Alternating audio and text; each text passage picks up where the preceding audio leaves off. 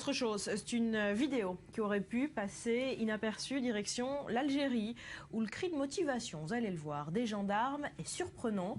Ils appellent tout simplement au meurtre des Juifs. Mathias, vous avez des images. Oui, alors c'est un exercice de marche ordonnée, tout simplement, de la gendarmerie nationale algérienne.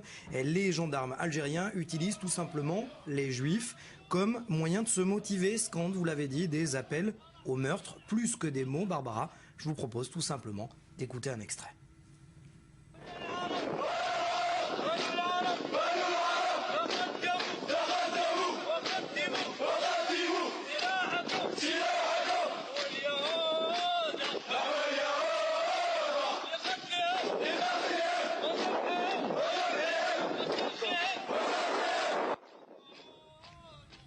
De quand datent ces images ?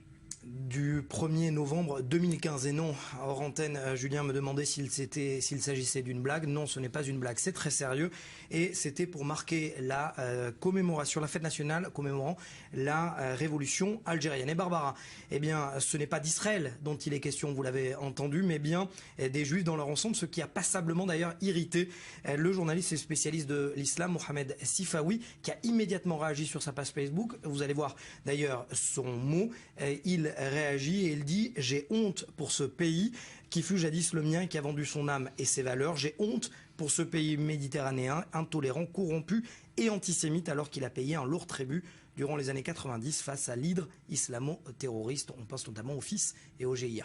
Alors l'histoire des Juifs d'Algérie est complexe, on va peut-être y revenir dans un instant. Autre signe, autre exemple de cette complexité, de cette difficulté de la cohabitation entre Juifs et musulmans dans le pays, avec une autre vidéo que vous avez trouvée. Oui, celle-là vient des réseaux sociaux, vous allez le voir. Une vidéo qui intervient 15 jours finalement avant la précédente, filmée par des jeunes youtubeurs qui se sont intéressés à la mise en scène, vous le voyez, filmée d'un juif dans les rues d'Algérie, d'Alger plus exactement, portant la kippa. Ce dernier demande l'adresse du cimetière juif de la ville.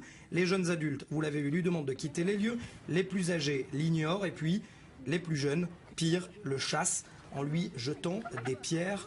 Un rappel d'histoire, vous l'avez dit, de la complexité entre juifs et arabes d'Algérie. Les juifs d'Algérie ont reçu la nationalité française après le décret Crémieux voté en 1870. Un sentiment de trahison est alors vécu par la communauté arabe. Des juifs ciblés, surtout chassés au cours de la guerre d'Algérie.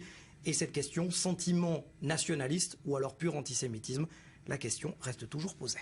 Merci Mathias.